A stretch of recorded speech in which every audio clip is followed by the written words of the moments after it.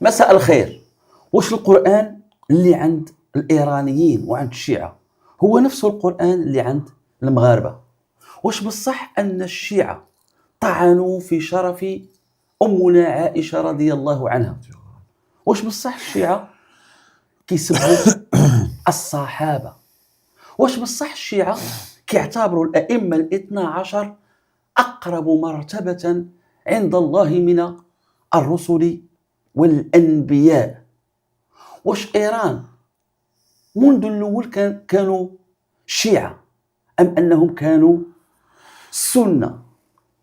هل يمكن للسنة والشيعة أن يدبروا خلافاتهم المذهبية دون أن يتحول هذا الخلاف إلى صراع طائفي؟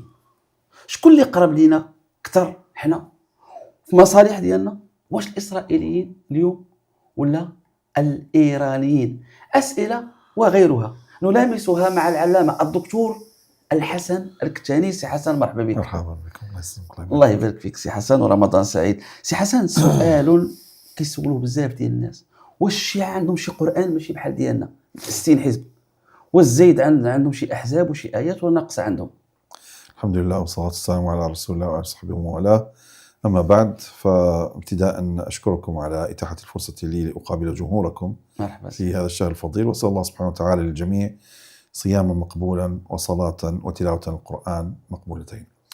بالنسبة لهذا الموضوع الحقيقة الجواب لا يوجد للشيعة قرآن ولا مصحف يخالفه مصحفنا ولا قرآننا بحال ديالنا.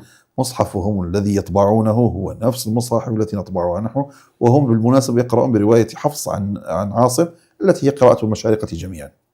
إذن لا يوجد أي اختلاف بين مصحفهم ومصاحفنا نحن في واقع الأمر. لكن هذا لا يعني أنه لا يوجد في كتبهم، وكتب بالمناسبة تختلف عن كتبنا، لا يوجد روايات منسوبة لأئمة آل البيت تزعم أن المصحف الحقيقي الذي أنزل أو أوحي على رسول الله صلى الله عليه وسلم قد نقصت منه أو سقطت منه آيات وما إلى ذلك، وأن المصحف المكتمل سيأتي على يد الإمام المهدي في آخر الزمن، المهدي المنتظر الذي محمد المهدي الذي يرون أن محمد بن الحسن المهدي الذي يرونه، نعم، الذي يرون أنه دخل السرداب ولم يخرج بعد. فهذه الروايات بعضهم يأخذ بها وبعضهم يرفضها ويراها يعني روايات غير مقبولة. وهم في المناسبة هم فريقان: الشيعة الإمامية هم طائفتان كبيرتان، طائفة الأصوليين التي تقول إن الروايات يجب دراستها وعدم الأخذ بها والتسليم بها، والطائفة الإخباريين التي ترى أن كل ما في كتبهم من روايات فهي صحيحة. هذه الطائفة الأصولية هي الآن هي المنتشرة، وأما الطائفة الإخبارية فهي قليلة وضعيفة، وهي التي تتميز بقمة الغلو والتطرف. هذه نقطة مزيانة سي حسن نحبسوا عندها، لأن هي خلق جدل. دابا الشيعة ماشي ملة واحدة، ماشي مذهب، ماشي فرقة واحدة. لا، الشيعة الإمامية، الإمامية الاثنى عشرية هي تيارات ومدارس. صحيح ولديهم أصول يتفقون عليها، لكن في النهاية لكن المعاصرين منهم مثل نحن. يعني السنة هل هم مدرسة واحدة؟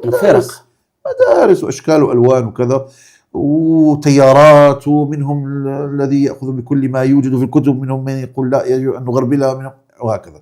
فنفس الشيء عندهم. فلذلك الذي يظن أنهم شيء واحد ويذهب إلى كتبهم ويقول انظر ماذا يقولون، هذا مخطئ حقيقة. حيت حنا كنناقشوا الشيعة كأنهم فرقة واحدة. لا، ليسوا فرقة. كاين الزيدية، كاين الإسماعيلية، كاين الاثنى عشرية، كل وحدة وعندها. أنا لا أتحدث، لا، الزيدية والإسماعيلية هؤلاء فرق يعني ليسوا شيئا واحدا مع الإمامية. أنا أتحدث عن الشيعة الإمامية الذين اللي حاكمين اليوم في إيران، حاكمون في إيران والموجودون في لبنان والعراق. هادو اللي حاكم اليوم في إيران، القوام ديال هذا المذهب شنو أسسه، شنو فيه، على واش كيستند هذا الفكر؟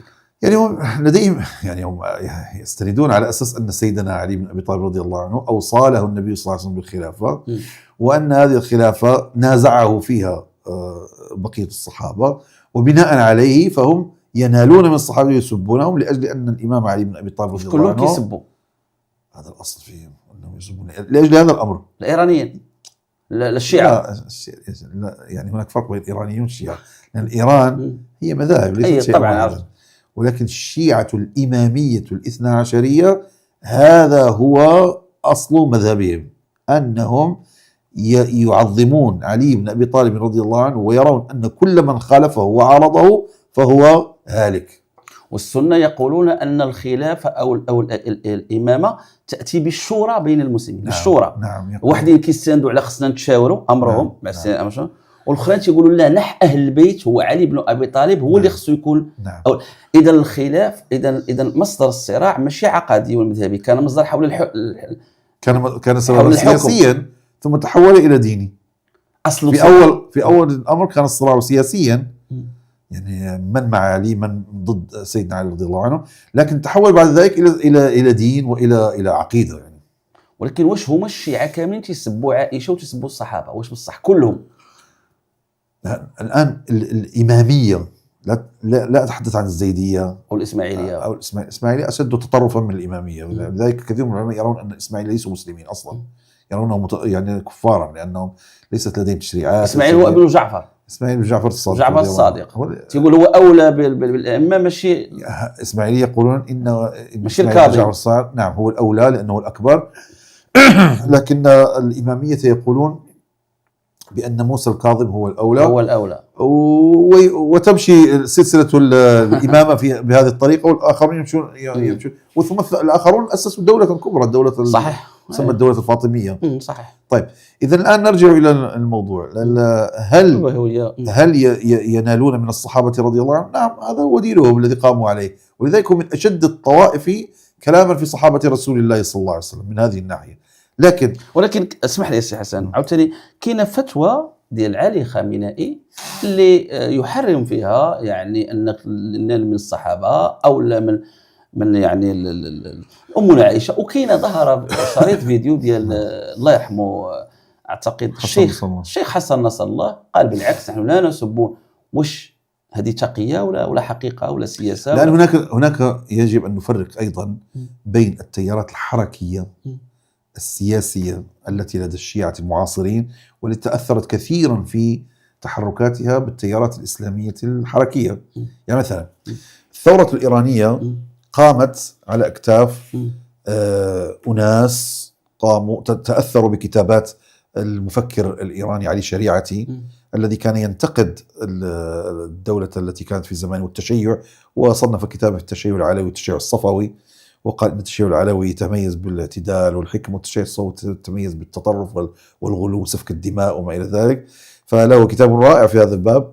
وكما أن هناك يعني كانت هناك بعض التنظيمات التي أسست أيام الشاه، مثل تنظيم فدائيان إسلام، يعني فدائي الإسلام على يد نواب صفوي الذي زار مصر وقابل زعماء الإخوان المسلمين وتأثر بهم وبتحركاتهم وما إلى ذلك وبطريقة. فلما رجع إلى إيران حقيقة أعدم، لكن بقيت هذه هي أساس العمل والحركة في إيران.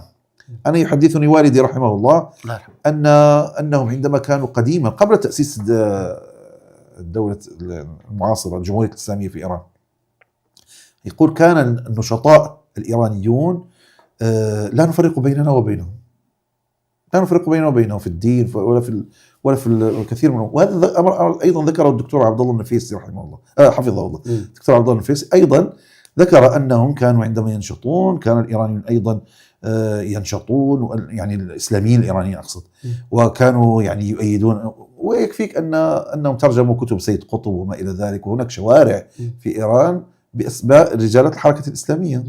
فلذلك ما الذي حدث بعد ذلك؟ عندما أسست الدولة استطاع كثير من العلماء الشيعة أن يؤثروا على المشهد من جديد. فبدأت الأفكار ماذا أسميها الطائفية، منسوبها بدأ يكثر من جديد وسط الشباب الإيراني. انطلاقا من تاريخ يعني بعد تأسيس الدولة، لكن لا شك أن الذي لديه دولة فيها طوائف كثيرة، فيها أهل السنة كثر وما إلى ذلك، فإنه يعني يصدر قرارا بعدم. أنا بغيت أرجع معك شوية للتاريخين. ففعلا هناك فتوى لعلي خامنائي ولحسن نصر الله تمنع سب الصحابة رضي الله عنهم وتمنع سب أمهات المؤمنين رضي الله عنهن. هل ذلك يعني من باب التدين أم من باب السياسة؟ الله أعلم، لكن الواقع أن الفتوى صدرت يعني. هذا هو الواقع. نقطة مهمة سي حسن، إيران كانوا سنة. نعم، إيران كانوا سنة طيلة 800 سنة. نعم، منذ فتح المسلمون وهم سنة، لكن فيهم شيعة، يعني كان فيهم شيعة في قوم وغيرها من في بعض يعني. ولكن الغالب، ولكن فوقاش ولا الدين الرسمي الشيعة؟ منذ تقريبا القرن العاشر السادس عشر الهجري، القرن العاشر الهجري، حيث قامت أسرة ترجع إلى شيخ صوفي يسمى صفي الدين الأردبيلي، فأبناؤه هم شافعية وصوفية، هم شافعية سنة. لكن اختار الشاه إسماعيل الصفوي أحد ملوكهم أن يشيع البلد نكاية في العثمانيين الذين كانوا يمثلون الدفاع عن السنة، فقرر هو أن يدافع عن التشيع، ففرض التشيع بالسيف على الناس. صح. نعم، بالسيف، وقتل أمة من المسلمين. وبقى دابا السنة وصل إيران. نعم، يمكن أن نقول إن ربع سكان إيران مسلمون. أغلب الأكراد سنة، أريد أن أقول سنة، أغلب الأكراد سنة، وأغلب البلوش أو جميع البلوش سنة. فإذا هؤلاء وكثير من الفرس أيضا سنة. واخا سي حسن، من جملة الأشياء اللي بغيت رأيك فيها هو ما حقيقة على أنه داخل يعني المذهب الاثنا عشرية يعني كيقول بأن الأئمة هم أقرب إلى الله من الرسل والأنبياء. ومع الأسف هذا القول موجود، ولديهم في ذلك النصوص وكذا، ولا شك أن هذا من الأقوال الشنيعة التي يمكن أن تنسب إلى مذهب من المذاهب. بما فيهم الرسول صلى الله عليه وسلم؟ لا، هم كيستثنوا الرسول صلى الله عليه وسلم. لا يستثنون رسول الله صلى الله عليه وسلم كيوك باقي الأنبياء والرسل، لأن لديهم الأئمة من أهل البيت الذين هم معصومون، فهم أشبه ما يكون بأنبياء لم يأتيهم وحي.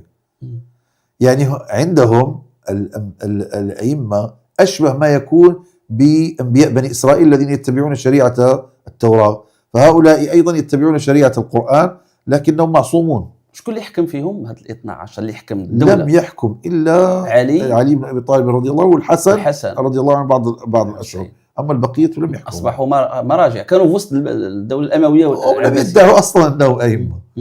هم هؤلاء الأئمة من البيت كانوا من علماء المسلمين ومن فضلائهم، وكانوا يتبرؤون من الغلاة ومن الذين ينتحلونهم، لكن بعد ذلك جعلوهم أئمة. والروافض، عبارة روافض لماذا سموا؟ عبارة الروافض هذه عبارة قالها الإمام زيد بن علي رضي الله عنه عندما قام ضد اسمه أحد خلفاء بني أمية، عندما قام ضده، فلما اجتمع عليه الشيعة قالوا له: ما موقفك من أبي بكر وعمر؟ أبي بكر وعمر، نعم. قال: أتولاهما وترضى عليهما كما سمعت آبائي يفعلون. لم يهاجمهما؟ لا لم يهاجمهما، لا أبدا. هنا غضبهما. فقالوا له: إذن نرفضك. فقال: رفضتموني أنتم الرافضة. مش دابا الروافض مش هم الاثنى عشرية. الروافض هي عبارة عن كلمة تقال لكل من يسب الخلفاء الراشدين أبي بكر وعمر، ويسب أبا بكر وعمر وعثمان رضي الله عنهم، خاصة أبا بكر وعمر. إذا الحاكم اليوم في إيران ماشي روافض بالمنطق ديال حسن نصر الله والتحريم ديال، حيت كاين بعض الأئمة عندنا في المغرب تيسميهم بالروافض. نعم، هذا ليست العبارة خاصة بالمغاربة. هي جميع أهل السنة والزيدية يسمون الإمامية رافضة لهذا السبب. والترحم عليهم هل يجوز شرعا ولا لا؟ طبعا هذا ينبني على هل هم مسلمون أم لا. الذين اختاروا أنهم مسلمون، وهذا الذي عليه. حسن الترحم على علي خامنئي يجوز ولا لا؟ أنا حقيقة لا أحبذ هذا الأمر نظرا للجرائم التي ارتكبت في الشام والعراق وغيرها من بلدان المسلمين، لكن أمرهم إلى الله سبحانه وتعالى. كاين موقف من علي خامنئي يعني من جميع قادة إيران أو لبنان، يعني موقف مبدئي، ولكن توصلوا لهم الرحمة. رحمة الله عز وجل تنال كل من يشهد أن لا إله إلا الله وأن محمد رسول الله. لكن أنا لا يعني هل نترحم مثلا عن الحجاج بن يوسف الثقفي؟ هل نترحم؟ لا نترحم، لكن هذا ليس معناه أنه كافر. ليس يعني الأمر ليس مرتبطا، ليس مربوطا ببعضه. من تراه أخطر على الأمة، واش إسرائيل ولا إيران؟ طيب هنا مسألة حتى يكون كلامي واضحا. نحن نفرق في هذه الحرب وهذه المعركة القائمة الآن بين موقفنا من الشيعة ومن إيران ومما حدث في الشام والعراق وغيرها، وبين الخطر الصهيوني الكبير الذي يهدد الأمة الإسلامية الآن.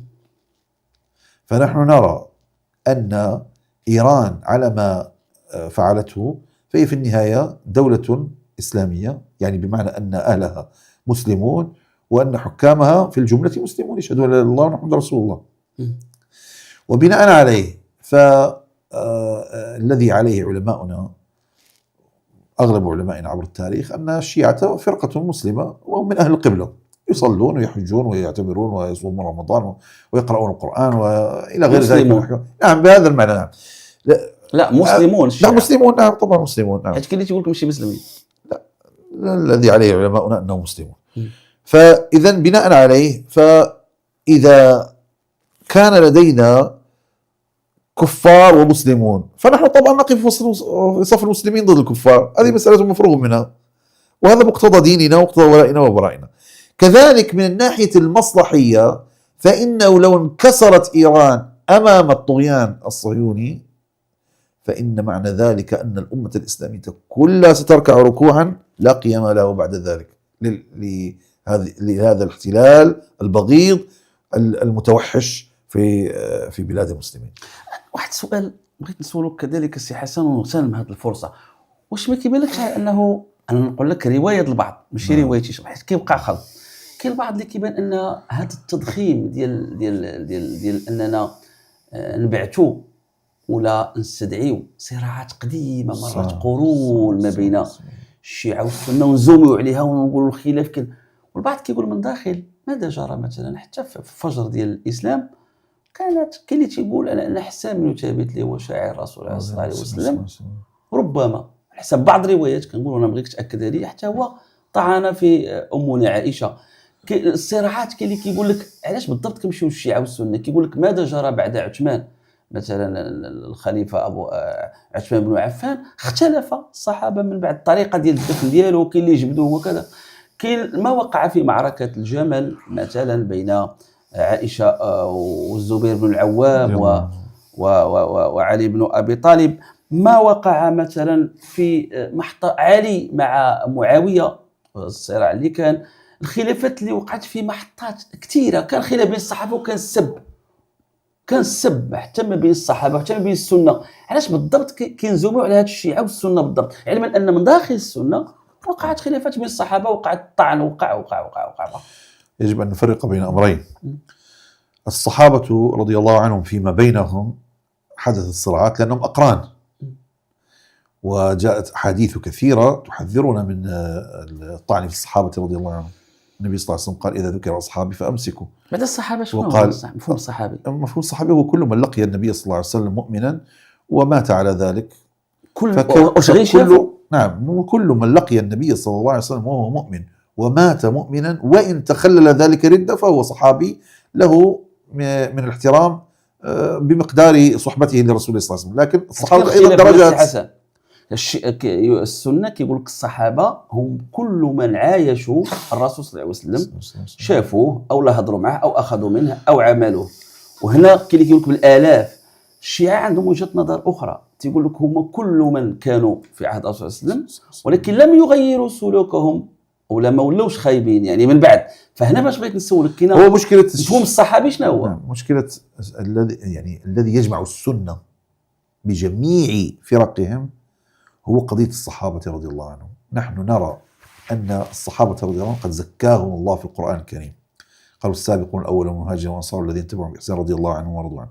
وقال والذين جاءوا من بعدهم يقولون ربنا اغفر لنا ولإخواننا الذين سبقونا بالإيمان ولا تجعل في قلوبنا غلا للذين آمنوا ربنا إنك رؤوف رحيم. فإذا نحن نترضى عن الصحابة، والنبي صلى الله عليه وسلم قال هل أنتم تاركوا لي صاحبي على أبي بكر رضي الله عنه. وقال صلى الله عليه وسلم يعني قال فلو أن أحدكم، قال عن الصحابة رضي الله عنهم لو أن أحدكم أنفق مثل أحد ذهبا ما بلغ مد أحدهم ولا نصيفه. فإذا نهى النبي صلى الله عليه وسلم قال لا تسبوا أصحابي، فلو أنفق أحدكم مثل أحد ذهبا ما بلغ مد يعني مد مقدار هذا من الصحابة ولا نصيفه ولا نصفه، يعني منزلتهم عظيمة. والله عز وجل فرق، قال يعني طبعا الصحابة درجات ليسوا شيء واحد، فالخلفاء الراشدون ليسوا كمن دونهم، ليس كمن كان فقط رأى النبي صلى الله عليه وسلم ثم ذهب. لكن المشكلة هي أن هناك من يسب الخلفاء الراشدين والأئمة المهديين، هذه المشكلة. فلذلك نحن منهجنا منهج أهل السنة والجماعة هو الإمساك عن الصحابة والإمساك عما شجر بينهم أيضا، يعني بمعنى أن هذه النزاعات كما قالت أمنا عائشة رضي الله عنها، قالت حدثناهم بنزاع أصحاب محمد في الحرب فاتخذوه دينا، يعني أصحاب النبي صلى الله عليه وسلم بشر، صحيح. في النهاية هم بشر يغضبون، قد يسب أحدهم الآخر، قد يغضب اليوم ثم يرضى غدا، هذا حيحدث. ولكن واحد المحطة السي حسن خلقت هي مشكل في هذا الموضوع مع علاقة بالصحابة. يعني هذا الشيء اللي تفضلتي بخصوص موقف الرسول صلى الله عليه وسلم من الصحابة، لاحظتي يثني عليهم يحبهم، ولكن كاين ذاك المحطة ديال سقيفة بني ساعدة فيها كاين كيقول لك علي بن أبي طالب ديك اللحظة كان مشغول هو صح بالدفن ديال الرسول صلى الله عليه وسلم وصحابه كذا، نعم. ولكن كاين أصحابه عاوتاني آخرون اللي مشاو هرولوا إلى الاجتماع وبايعوا زعيم الخزرج، واعتقد مع شنو كان اسمه. لا هي شوف حتى آتية بهذه الصورة في واقعنا. أي اجتماع لانتخاب رئيس من الرؤساء يكون فيه أخذ ورد، في النهاية يخرج اجتماع عن قرار، وهذا الذي حدث. فالقرار كان فيه نقاش كذا، في النهاية خرجوا بإجماع. لماذا بقي في خاطر سيدنا علي رضي الله عنه؟ لأنه كان مشغولا بالدفن، نعم، ولم يستشر في الموضوع، مع أنه من وجوه المسلمين. عنده الحق ولا لا؟ هو عنده الحق طبعا، يعني له الحق أن يبقى في خاطره، لكن أيضا أبو بكر وعمر رضي الله عنهم كانوا معذورين. لماذا؟ لأنهم بلغهم أن الناس قد اجتمعت وبايعوا. إذن يجب أن يدركوا الأمر قبل أن تتفاقم الأمور ثم تتحول إلى ما لا تحمد. ولذلك سيدنا علي تفهم هذا الأمر وحصل الصلح بينه وبينها. هذه مزيانة النقطة توضح، لأنك درتي لها واحد القراءة ذكية. علي بن أبي طالب كان مشغول بدفن الرسول صلى الله عليه وسلم، بلغ إلى علم أبو بكر الصديق وعمر بن الخطاب بأن الخزرج بيعوا زعيم الخزرج، نعم. هو اللي غيكون بعد نزل.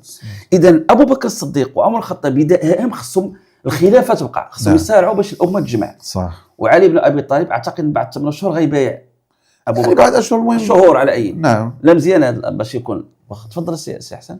نعم، فهذا هو يعني أنا يعني المشكلة الواقعة الآن، أنا لست متفقا مع استجلاب الماضي وما إلى ذلك، لأن هذا الماضي لماذا نستجلبه فقط إذا كان الصراع مع الشيعة؟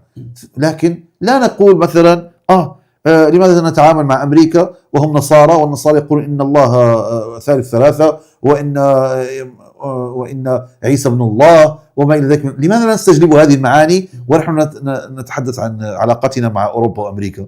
فقط نتحدث فقط إذا جاء الشيعة. صحيح. يعني مثلا عندما جاءت أفريقيا الجنوبية وأيدت فلسطين، الناس كلها صفقت وقالت ما شاء الله أفريقيا الجنوبية وكذا إلى آخره، ففرحوا، قالوا أفريقيا الجنوبية اتخذت موقفا يعني شجاعا لم يقل أحد والله أفريقيا الجنوبية هؤلاء نصارى، وهؤلاء يقولون إن الله ثالث ثلاثة، وهؤلاء يقولون إن عيسى ابن الله.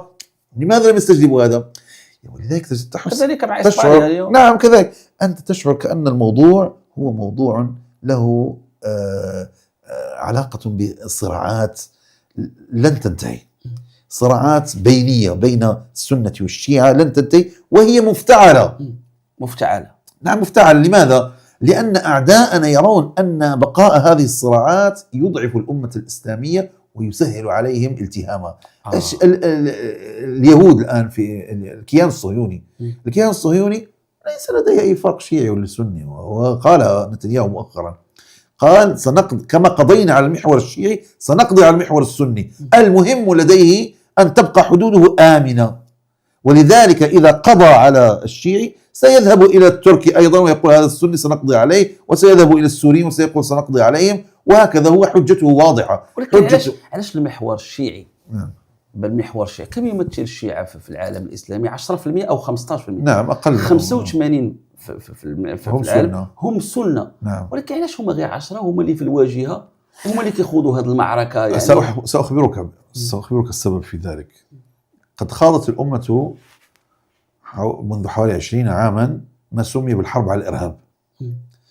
هذا الذي سمي إرهابا كان مقاومة من أهل السنة ضد الطغيان الأمريكي والصهيوني. ماذا كان يعني دور المسلمين في هذا الصراع؟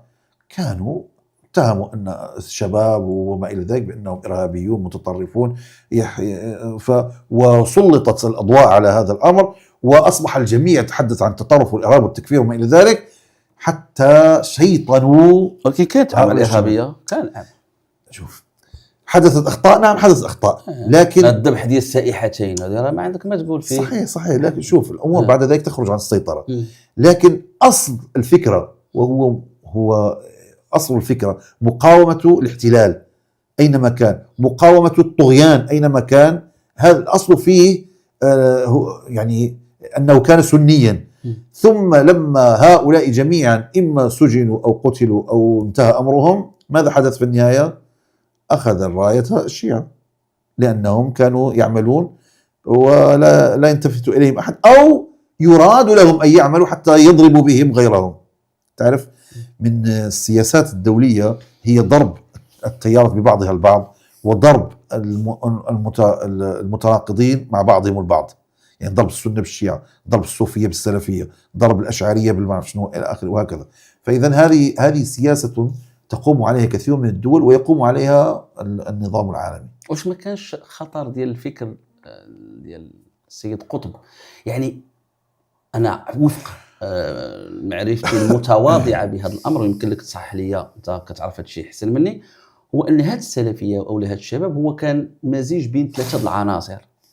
الفكر ديال محمد عبد الوهاب، يعني الفكر الوهابي اللي يبني على العودة إلى السلف الصالح بشكل صارم، زائد سيد قطب اللي كيقول الحاكمية لله ويعني السيادة لله والشريعة لله، زائد التجربة ديال أفغانستان. هذا اللي خرجنا من الموضوع حقيقة، لأن أردنا نقفز من الموضوع إلى موضوع الآخر. لا أنا قلت على الفكرة لكن شوف أي ظلم أو طغيان يقع في العالم إلا وتلقائيا يحدث في الأمة ما يستدعي مقاومته. يعني السبب في حدوث المقاومة هو وجود الظلم ووجود الطغيان. فمثل ما حدث في غزة، لماذا قام أهل غزة ضد الكيان؟ لأن الكيان محتل وغاصب وظالم وأخذ بلادهم. فإذا تلقائيا أعدوا العدة لطرد العدو من أرضهم، كما نحن طردنا في المغرب، أعددنا العدة وطردنا العدو من أرضنا. وكانوا يتهمون المقاومين بأنهم إرهابيون وبأنهم مجرمون، وأعدموا كثير منهم، أعدموا معروف، يعني هذا أمر معروف، وحوكموا منهم من أنا بغيت نضيف لك قراءة أخرى سي حسن. واش ماشي أمريكا واسمح لي نقولها لك والسعودية، هذه وجهة نظر كيقولها البعض، هما اللي ضعفوا يعني المحور السني لفائدة المحور الشيعي؟ كيفاش؟ أنا نقول لك، كاين قراءة تقول بأن اللي أعطى النفوذ لإيران ثلاثة ديال العناصر مهمة جدا. الخطأ اللي دارت أمريكا في العراق وتحديدا 2003 منين ضعفت النظام العراقي وطيحت صدام حسين، فسحت المجال لإيران وتغلب في العراق. هذا واحد. الخطأ الأول اللي دارته أمريكا هي اللي قوت إيران. صح. العامل الثاني هو الأحداث ديال 2011 كانت قوية في اليمن، طاح علي عبد الله صالح، سوريا شنو وقع لبشار الأسد، فالموقع على مصر، ف 2011 كذلك هذه أضعفت المحور السني. وهنا عاود ثاني المحور الشيعي لقى فرصة في هذه الأحداث. كاين العامل الثالث وهذا اللي كنقول لك، السعودية. واش ماشي يعني المذهب الوهابي منين يعني شجع هذه الحركات؟ لأن شكون اللي ضعف هذه الأنظمة هذا المحور؟ هما هذه الحركات المتشددة من ضد المحور برزطوا الأنظمة السنية. واش ماشي دي ثلاثة العوامل اللي فسحت المجال للنفوذ الإيراني يتقوى؟ هناك موضوع. نحن عندما نتحدث عن السنة فلا توجد دولة تتبنى منظومتهم وتتبنى المقاومة والكفاح للخروج من نير الاحتلال. صحيح. لا يوجد لدينا، بخلاف الشيعة. لكن ما هو الموجود؟ هناك حركات مقاومة. هذه الحركات المقاومة عندما تتحرك خارج ما يسمى ما يعرف بالقوانين تعتبر في نظرهم إرهابية متطرفة خارجة عن القانون. بخلاف الشيعة فلديهم دولة قائمة وهي إيران، ولديهم في لبنان تواجد كبير أصبح متغولا على الدولة بأسلحة وكذا، وكان يعني ظروف معينة هيئت ذلك. وفي اليمن سبحان الله العجيب من الأمور العجيبة أن الزيدية هناك والذين هم الحوثيون الذي سهل لهم أن يعني يأخذوا الحكم هو الأنظمة القائمة هناك، حكاية في الإخوان المسلمين الذين كانوا يسيطرون على المشهد في اليمن. فيعني قوي الحوثيون ليضربوا حزب الإصلاح المتحالف مع علي عبد الله صالح. فنحن أيضا في النهاية يعني هذه الدول التي تسمى دولا سنية هي التي قوت هؤلاء، وهي التي قوت هي التي أضعفت صدام وجلبت الأمريكان، ثم كانت سببا في انهيار نظام صدام الذي كان يحدث توازنا داخل العراق. ثم سلمت العراق وأمريكا بقيادة بريمر الذي كان هو المندوب السامي هناك، سلمت العراق بطبق من ذهب للشيعة. طيب إذا أنتم سلمتم البلد للشيعة، الآن تشتكون من الشيعة، أنتم من قويتموهم. نعم. فإذا هم قووهم نكاية في السنة وضربا للسنة، لأنهم يرون أن السنة أخوف عليهم من الشيعة لأنهم جمهور الأعظم بالأمة 85%. لكنهم في النهاية تسبب ذلك في تقوية جانب الشيعة وعملهم، والآن يعني يخوفون الناس من الشيعة. من جملة الأشياء اللي كتخوف جعل الناس يعني يخافوا من الشيعة، وأنا بغيت رأيك سي حسن، تقول لك بأن الشيعة شاركوا في إعدام صدام حسين ونفذوا هذه العملية إلى أنهم قتلوا 500,000 سني، وما حقيقة اغتصاب النساء في سوريا وقتل الأطفال. غير الشيعي غير وحزب الله غير يعرف هذا السيد سني مرة كيغتصبها، طفل سني كيذبحوا، والشيعة كاملين. باختصار شديد حدثت جرائم منكرة يعني لا في العراق ولا في سوريا، لكن يعني يجب أن لا ننسى أن العراق كان في خليط من الأمريكان والتحالف الغربي مع الشيعة بتلاوينهم، والشيعة أيضا ليسوا جميعا انضموا إلى التحالف الأمريكي. هناك بعض التنظيمات الشيعية رفضت هذا، مثل تيار الخالصي وتيار الصدر في بعض الظروف، وإن كان تيار الصدر أيضا يعني قتل المسلمين وأخذ مساجدهم أيضا.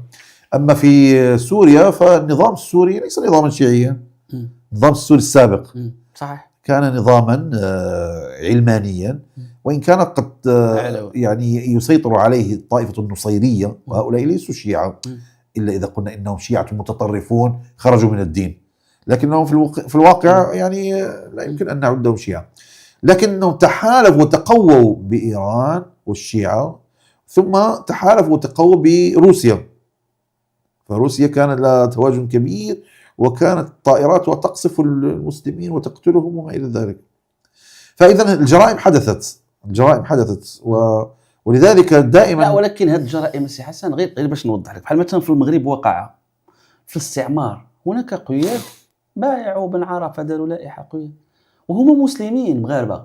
بالنسبة لواحد المؤرخ ولا مستشرق من بعيد يقول المغاربة، يقول السنة ولا يقول المسلمين مثلا بايعوا بن عرفة، هما غير واحد الجماعة، ولكن أغلبية المغاربة متشبتون بمحمد الخامس. إذا واش ما كيبانلكش هاد القصة ديال جوج عدموا صدام حسين من الشيعة ولا ثلاثة بحال دوك اللي بايعوا بن عرفة، واش ماشي كنكونوا ضحية ديال هاد الصورة؟ وعلى أي حال شوف، قدرت نوصل لك الفكرة. فهمت. على أي حال شوف، كذلك في سوريا واش ماشي كيبان لك أن الوضع كان معقد؟ واش كلشي كان تما كان خليط؟ كاين ربما جرائم ارتكبها حزب الله، صحيح ارتكب الإيران ارتكب، ولكن واش ما كتوقعش تكون جرائم ارتكبت بأيادي أخرى وكانت تما؟ قد يكون طبعا، قد يكون، لأن الجيش السوري ارتكب جرائم فظيعة، وكلهم ارتكبوا جرائم فظيعة سواء في العراق أو في سوريا أو في غيرها من. لكن يعني ولذلك تجد السوريين والعراقيين يعني لا يتصورون أي يعني يميلوا إلى إيران أو إلى حزب الله أو ما إلى ذلك. يعني عندهم من الماضي الأليم ما يجعلهم يعني يحقدون عليهم حقدا كبيرا، حقدا دفينا يعني نظرا للدماء التي سالت بينهم. كان واحد السؤال سي حسن يعني كحير الناس في المغرب، نرجعوا للمغرب تحديدا. طبعا كنعرفوا العلاقات المغربيه يعني الإيرانية هي علاقات متوترة جدا، واللي طبعا كتعرف الأساس ديالها هو ما كشف عنه مؤتمر صحفي كان داروا آنذاك في إباني في حكومة الأستاذ عبد الله بن كيلان، هو السي مصطفى الخلفي، وكشف عن وجود تنسيق أمني ما بين البوليزاريو وما بين يعني عناصر حزب الله، وهذا طبعا فيه تهديد خطير جدا للوحدة الترابية، والموقف ديال المغرب مفهوم. كذلك اليوم المغرب خرج موقف عشية الهجوم على إيران، وأدان المغرب بشدة يعني الهجوم ديال إيران على عدد من الدول العربية.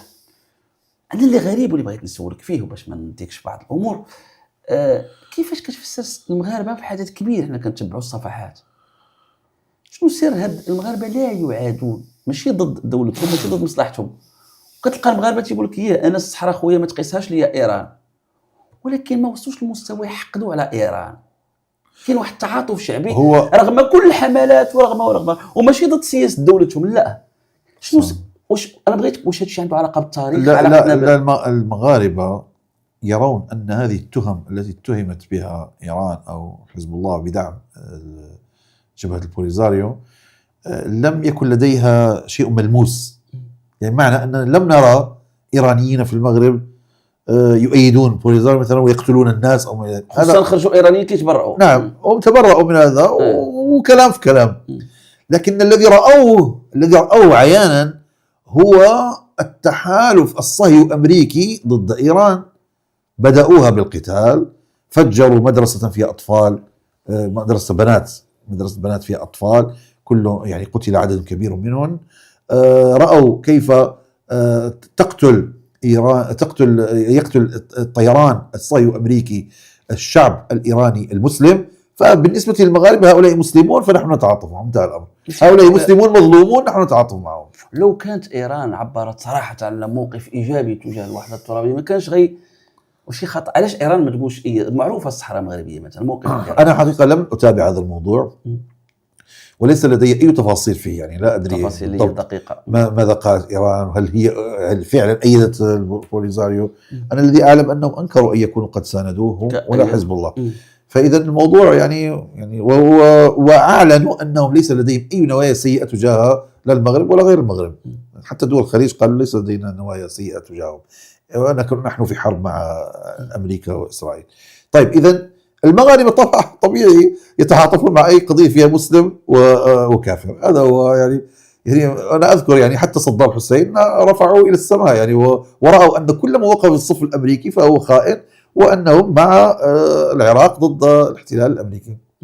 فهذه طبيعتهم، ليست طبيعة المغاربة فقط، بل هي طبيعة عامة المسلمين من المغرب إلى إندونيسيا وماليزيا. ما كاينش عنده علاقة بالتاريخ. بحال دابا كتلقى مثلا المغرب، لاحظتي حنا عندنا الحسن السمية بزاف حسن، عندنا أي علاقة. صح عندنا الحسين، نحن نحب آل البيت وكنحتفلوا بالطقوس. نعم نحن نحب آل البيت، كنحتفلوا بعاشوراء كنحتفلوا صح المغاربة يحبون آل البيت محبة طبيعية، وهي محبة أهل السنة، أنهم محبتهم لا تقتضي بغض صحابة رسول الله صلى الله عليه وسلم. حتى الحكم منين جاء؟ احنا منين جا الإدريس؟ من الأدارسة. صح يعني احنا علويين. نعم من الأصل. نعم. لكن هذا ليس معناه، ولكن هم أساءوا إلينا لا يعني ليس معناه التشيع بمعنى سب الصحابة رضي الله عنهم. لا يوجد هذا. لا، احنا في المغرب لا نتقبل هذا بتاتا. فنحن نحب صحابة رسول الله صلى الله عليه وسلم ونحب آل بيت رسول الله صلى الله عليه وسلم، يعني باعتدال. نعم. واخا نسولك واحد السؤال سي حسن، كان موضوع جدل بالنسبة للصلاة. نعم. والصلاة كاينة عقوبة ديالها في الإسلام ولا لا؟ تارك الصلاة ما صليتش بغض النظر على شنو أنا عارف ما باش ما ندخلش في التفاصيل، هل نعاقب على تارك الصلاة؟ كهضر معايا بالشريعة الإسلامية، هل نعاقب أم لا؟ هذا الموضوع الذي عليه المالكية والحنابلة والشافعية هي أن تارك الصلاة يقتل، يعني بمعنى أنه يعرض على القاضي، فإن رفض الصلاة فإنه يقتل. حديث أمرت أن أقاتل الناس حتى يشهدوا أن لا إله إلا الله ويقيموا الصلاة ويؤتوا الزكاة. فهذا حديث استنبطوا منه أن تارك الصلاة يقتل. نعم. والإمام أبو حنيفة رحمه الله لا يرى أنه يقتل، لكن قال يحبس إلى أن يصلي أو يبقى في السجن إلى أن يموت. فهذا هو الخلاف بين العلماء في هذا الموضوع. الزكاة، واحد إنسان عنده قدرة يعطي الزكاة وما عطاش، إذا يأتي على واجب ولي الأمر ينتزع منه غصبا عنه إذا رفض ذلك. فإذا تقوى وتأبث ما حدث زمن أبي بكر رضي الله عنه فإنه قاتلهم. أبو بكر رضي الله عنه قاتل مانع الزكاة. والحج، واحد إنسان عنده الفلوس وما بيمشيش الحج. الحج مفتوح، يعني لا يعلم متى وجب عليك ومتى، يعني لأن الحج على يعني ليس على الفور، على التراخي. فإذا كان على التراخي فمتى ما حججت فأنت يمكنك أن تحج.